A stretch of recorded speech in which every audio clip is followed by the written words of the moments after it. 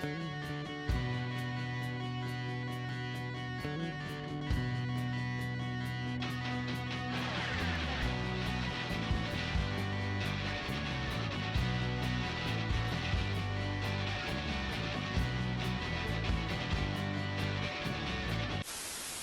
afternoon, my name is Aaliyah Coleman and I'm the Senior Plausible Deniability Correspondent here at The Breakdown. Since Alberta Party leader Stephen Mandel stepped down in June of last year, the Alberta Party has had the same person filling the role of acting leader to work to make sure that the party remains relevant and that the ground that the party had gained, while not electing MLAs, will not be lost.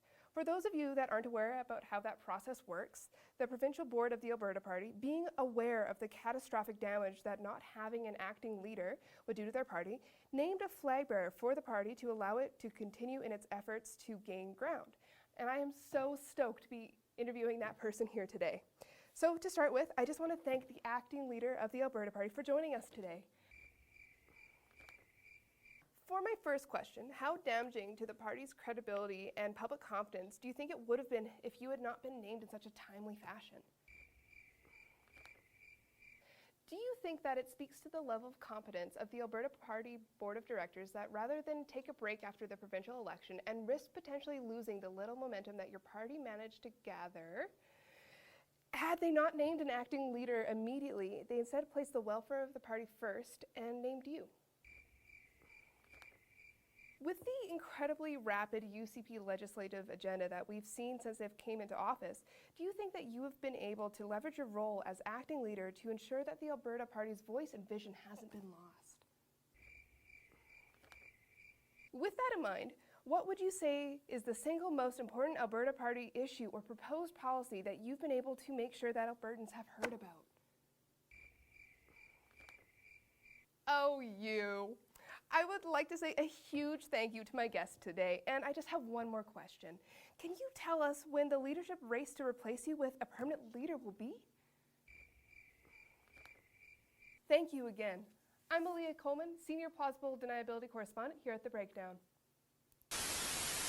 The Rutherford Scholarship is a scholarship that's awarded to kids who are coming out of high school, and it's based largely on academic performance throughout the high school years. So the amount that you can get can vary. But because it's based on performance, it's also largely considered to be one of the most predictable and one of the most reliable scholarships available to students entering post-secondary education. But that wasn't the case last summer. Typically, students can start to apply for the Rutherford Scholarship as of August 1st, but last summer, the application process still hadn't been opened up as of August 5th, and with the UCP government coming in that had promised all sorts of fiscal restraint, there was a lot of concern and a lot of speculation as to what was going on, with some people in the public even speculating that the scholarship had even been cancelled. On August 5th, though, the Minister of Advanced Education, Demetrius Nicolaides, sorry if I'm not saying that correctly, came out and issued a statement saying that the scholarship absolutely had not been cancelled. And then in a series of tweets, he seemed to imply that the delay was a result of some sort of IT changes that had been made to the system that dated back to when the NDP were in charge. Now, to his credit, he did make sure that the scholarship was opened the very next day, but it turns out things weren't quite that simple. At the time, there were a bunch of people who applauded the UCP government for doing what was apparently the right thing and correcting a mistake that had been apparently created by the previous NDP government. Except that's not what happened at all. As we learned through a CBC News story recently, CBC News did a FOIP request, and again, we're going to talk about FOIP requests later on because they're really, really important. This story is an example of why they're so important. But through that FOIP request, what they learned was that the decision to delay the scholarship had nothing to do with an IT development that was being worked on and had everything to do with the fact that the government had decided internally to hold on to the scholarship until the budget was released. There's no more damning information or evidence of that than the fact that CBC was actually able to get a text message conversation between the Minister of Advanced Education and his Chief of Staff where it clearly states right here that the case was It was delayed because of the budget. Now, again, to his credit, the minister did turn around and he did make sure that the scholarship was opened on August 6th for applications. So that's great. Students were still able to get their applications in. But the problem still remains. There was a lot of misleading information that was put out by the minister and put out by his department and put out by the government that was never corrected. So that leaves Albertans with the ultimate question: did the minister change his mind about whether opening up that scholarship because of the public pressure, or was it another reason? Did the minister, and if the minister was just doing the right thing, one can't help but ask why he didn't do the right thing all the way and allow the misleading perception about an IT project causing all of the problems to continue. Why didn't he correct that information? It's starting to look more and more like the guiding principle of this UCP government is one of plausible deniability. One of the centerpieces of the UCP and Jason Kenney's platform in the last provincial election was the creation of a $30 million a year war room to fight back against a conspiracy that they believe is happening outside of Alberta to landlock Alberta's resources. So for the purposes of having the conversation that we want to have today about the war room, there's a couple of things that we're just going to have to choose to ignore. The first one is that conspiracy to landlock Alberta's oil and gas that seems to be internationally run. It's been widely disproven. There's no evidence that that conspiracy exists. And if you take a look at what's causing Alberta's economic woes right now, it has much more to do with international markets, international commodities markets, and the international price of oil and the accessibility of oil in different markets than it does any kind of secret conspiracy that's going on. Secondary to that, there's an important question that should be asked that we're not going to ask today, which is, yes, oil and gas is a pretty big industry for Alberta, but it's by no means the only industry in Alberta. So what is it about oil and gas that means that it gets a $120 million advertising campaign paid for by the Alberta taxpayer?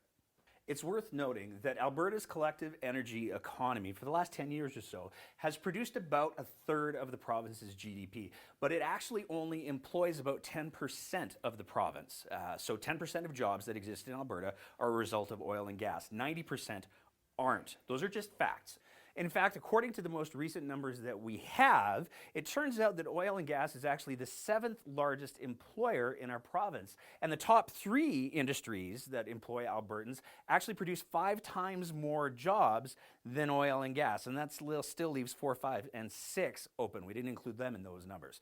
So the bottom line is that while oil and gas is absolutely a critical part of our economy, it's by no means the biggest part of our economy. And there's a very real question to be asked about why that industry deserves $120 million of taxpayers' money for effectively what's an advertising campaign supporting their industry. But that's not what we want to talk about today, okay? So today, let's just assume that the war room existing is a good thing. Let's just assume that the war room needs to be a thing. And instead, what we'd like to focus on today is our Alberta taxpayers getting the bang for the buck that they deserve of that $120 million that they're paying for the war room to exist. How is the war room doing?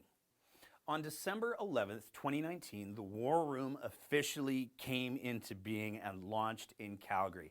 They launched under the name the Canadian Energy Centre, and there's a whole lot of fanfare and media coverage about the launch of the War Room. But there was also a lot of really important questions that were asked. In particular, there were a lot of people who were alarmed by the following comment from Sonia Savage, the Energy Minister for the province of Alberta, about what she believed the War Room would be doing to prevent people from criticizing the War Room and using their freedom of expression charter rights.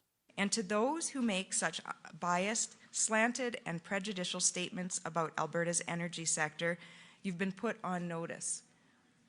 This type of activity is going to stop now. So to be clear, what we have here is a government that has publicly criticized school boards and implied that they're incompetent. They've said that paramedics, nurses, and other healthcare workers aren't worth the money that they're currently getting paid and should be, in fact, taking pay cuts. And they've also said that teachers are teaching curriculum that's ideologically based and that the teacher-guided curriculum and the parent-guided curriculum development that happened over the last decade plus is unacceptable. But this one industry, the oil and gas industry, is not ever to be criticized by anyone. Take that in for a second. The way that the War Room has actually been structured, though, has also raised quite a bit of alarm for a lot of people. For context, historically, when the government needs work done outside of normal government channels, typically what it'll do is it'll create a crown corporation or an extension of the government that allows for the government to fund the work that's being done, but at the same time allows for a high level of transparency, which is what Albertans and taxpayers deserve. That's not what they've done with the War Room or the Canadian Energy Centre in this instance. What they've done with the War Room is they've created a private corporation that has no accountability to the people of Alberta, and it has 3 UCP ministers sitting on the board of directors. This creates a lot of different problems, but one of the biggest problems that it creates is it insulates the War Room from something called FOIP requests. So FOIP stands for Freedom of Information and Protection of Privacy Act, and it's an act that's designed to ensure that members of the public are able to request information on the government. FOIP requests are one of the only ways that the public or the media or the news or journalists have to get information which allows them to hold the government to account. Just to give you a little bit of context on how important FOIP requests can be, a little while back, it was actually the Alberta Liberals who did a FOIP request on the then NDP government to reveal just how bad things were for paramedics in the province at that time. So what they discovered was there is a staggering number of paramedics who are getting stuck waiting in hospital hallways, and even worse, that was causing a lot of shortages or red alerts. Now this is information that the government of the time obviously wouldn't have been exactly forthcoming with because it doesn't make them look very good. So FOIP requests are a really important tool in order to make sure that the government is being held accountable. Again, this government has created the War Room in a way that specifically prevents FOIP requests. So what that means is that there's a government agency being directed by 3 sitting ministers that is fully funded by taxpayer dollars, and the people of Alberta have no ability to make FOIP requests on it and get that transparency that they deserve. Short versions, Albertans have no way of knowing how the War Room is spending $120 million of their money, and even worse, Albertans have no way of knowing whether or not the War Room is doing what they're supposed to be doing and how well they're supposed to be doing those things. That is, of course, unless they make extremely public and extremely embarrassing mistakes. And there haven't been any shortage of those. On December 17th, the Canadian Energy Centre, or the War Room, opened its doors to Global Calgary and did an interview with Tom Olson, the CEO, that he probably immediately regretted. Now, before we play the clip that he probably regrets so much, it's entirely reasonable to ask, who is Tom Olson? Well, Tom Olson's last gig before becoming the CEO of the War Room was actually running for the UCP as a candidate in the last provincial election in Calgary-Buffalo. Now, obviously, he didn't win, and Joe Ceci kept his seat, but he and the UCP very clearly had a plan B in place for Tom.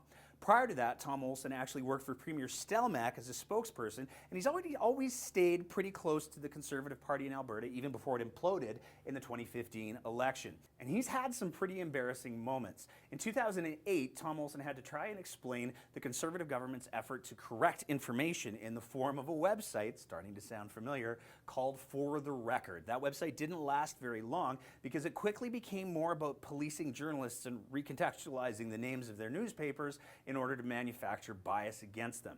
In 2009, Tom Olson was the guy trying to explain how a picture of an English beach was used to promote Alberta tourism in a $25 million campaign saying that the picture just fit the mood. In 2010, Tom Olson was giving away free iPads to journalists at the Olympics, which is somebody who had previously worked as a journalist should know creates a tremendous conflict of interest. We are not about attacking, we are about disproving true facts. Take that in. The guy in charge of the PR effort to save Alberta's oil and gas industry from the attack from the outside stood up in front of Global News and appears to have said, "We are not about attacking, we are about disproving true facts." There's a thing called gaslighting. Gaslighting is essentially trying to use revisionist history to describe what happened and then trying to convince others that what they originally believed happened wasn't what actually happened.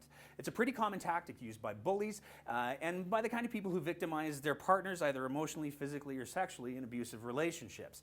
That's important for the next bit. Because the very next day, Jason Kenney's executive director of issues management and taxpayer-funded Twitter troll, Matt Wolf, this guy pulls down about $200,000 a year to say mean things about people, had this to say.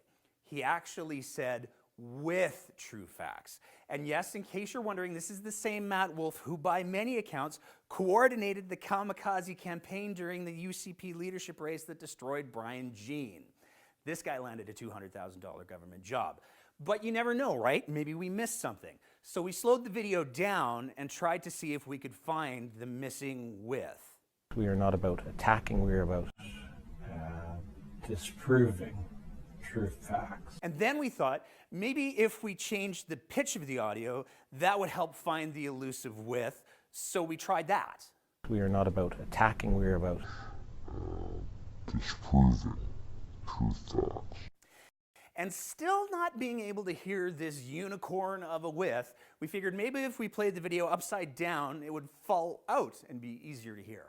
We are not about attacking, we are about disproving true facts. At this point, we were pretty much at our wits' end, so we applied a bunch of filters to try to tease it out. We are not about attacking, we are about disproving true facts. But as you can hear, no luck there.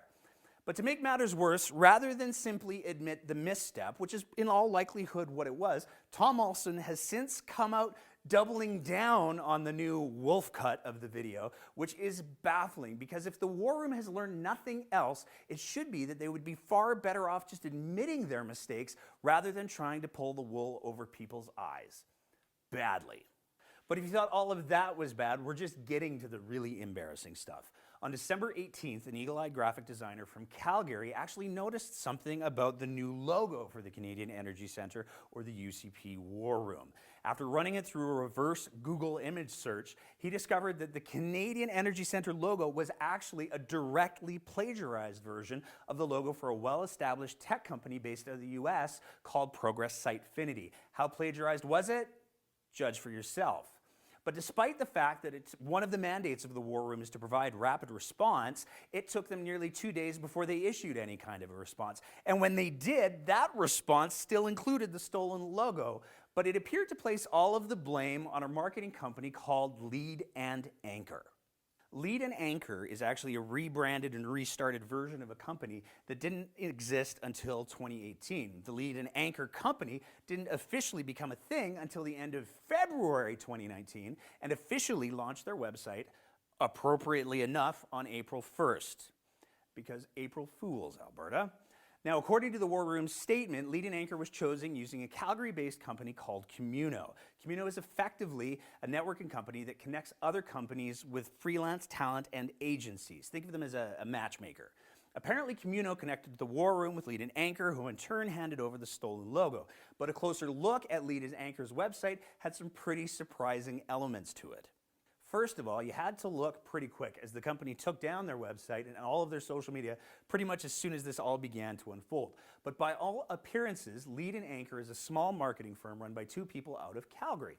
And in the case of the War Room debacle, some of their slogans seem to definitely be a case of over-promising and under-delivering, despite the assurances that the only time they set the bar low is for limbo.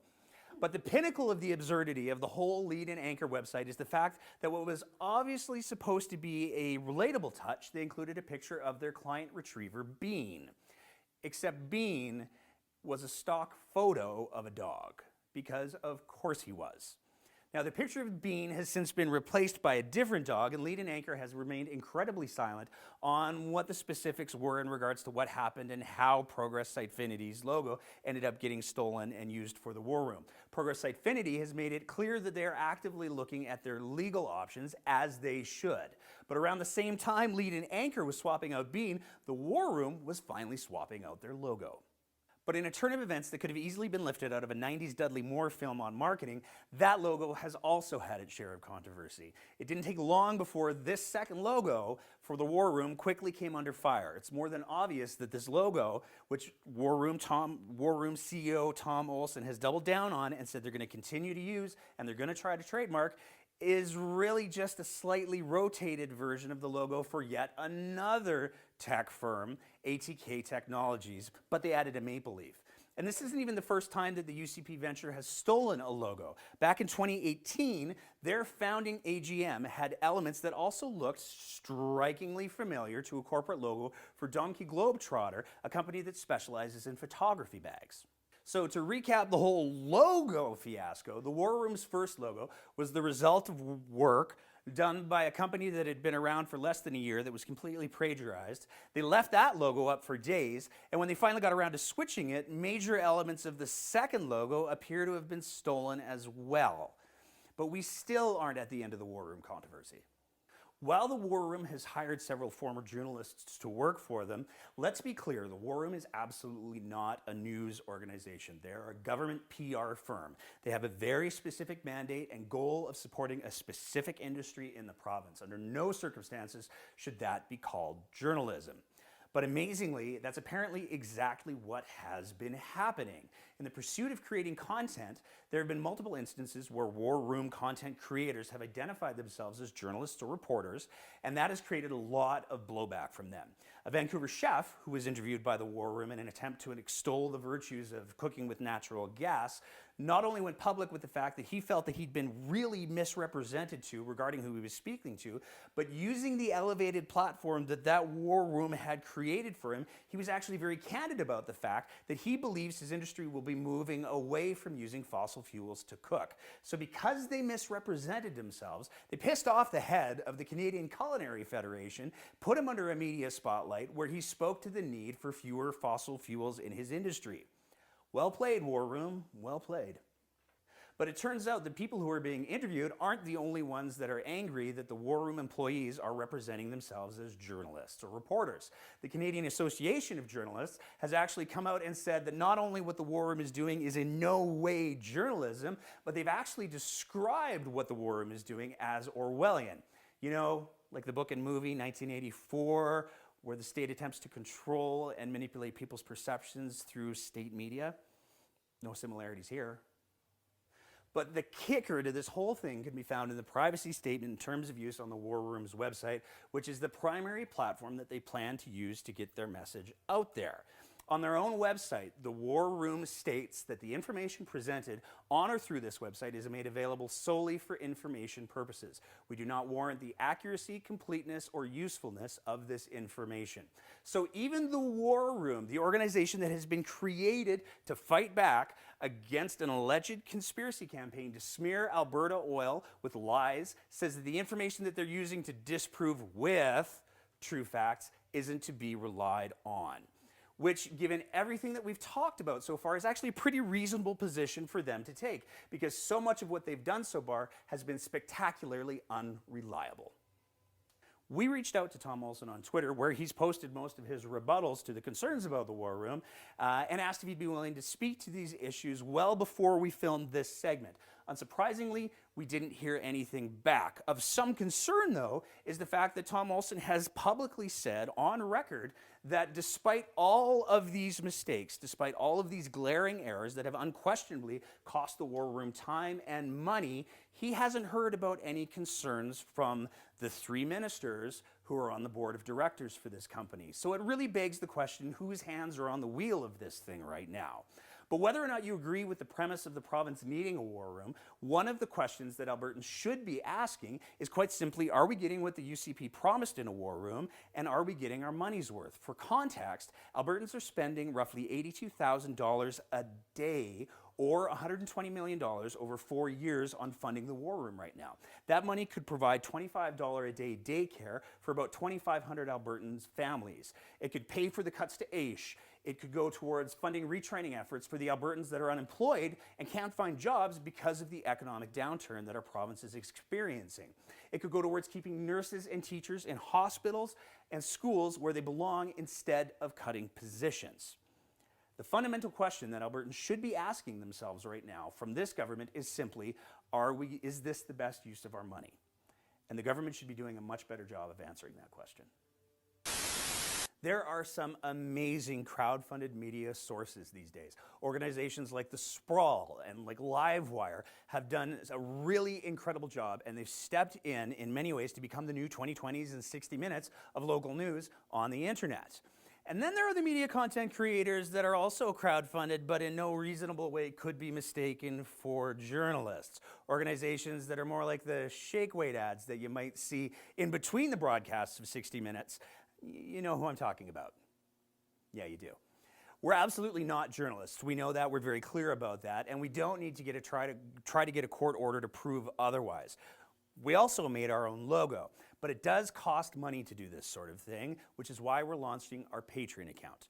For as little as $10 a month, you can help us keep producing the content that we do. Memory cards, batteries, corporate registry searches, and gas money all adds up. And with your help, we can continue to try to raise the bar for whatever it is that we're doing here. So please visit the link below, visit our Patreon account, and help support our cause. Make a pledge and support local, whatever it is we're doing here, and know that your small donation might help us continue to try to raise the profile of stories that might otherwise fall through the cracks. Matt thinks we're worth paying attention to. We hope you do too. Dollars a year, really, though? Good afternoon. I'm Aaliyah Coleman, Senior Plausibility... Let's do it again. Okay. Yep. Demetrios Nicolaides. That's how I'm going to say it. I am the senior... I'm the senior. I'm senile. That's what I am. And the advanced minister. He's not just a minister, he's an advanced minister. You have to do extra courses. There's online learning, and I believe there's a practicum. Remember when I blamed my issue with reading on oh Nate, if you just sent me the script a little earlier, I can memorize it. And then nothing changed. Conspiracy. Let's do that again. All right, that makes me feel better. That's good to know.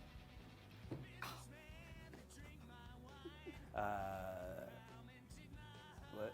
I really hope that the camera captured the snot projecting from my nostrils. It's more than obvious that this logo, again. I'm really glad I'm not cold, but I have a cold. The cold comes with me. Down their website and their social media, there should have been more words in that instead of just noises, because the noises don't communicate anything. Yeah, that's what I said. Ready? I wonder how many times Matt Wolf tweets on the shitter. These are important questions. Oh, I understand. You're validating me. Thank you. Okay, I was confused. This never happens to me. Let's try it again with words. Ha ha.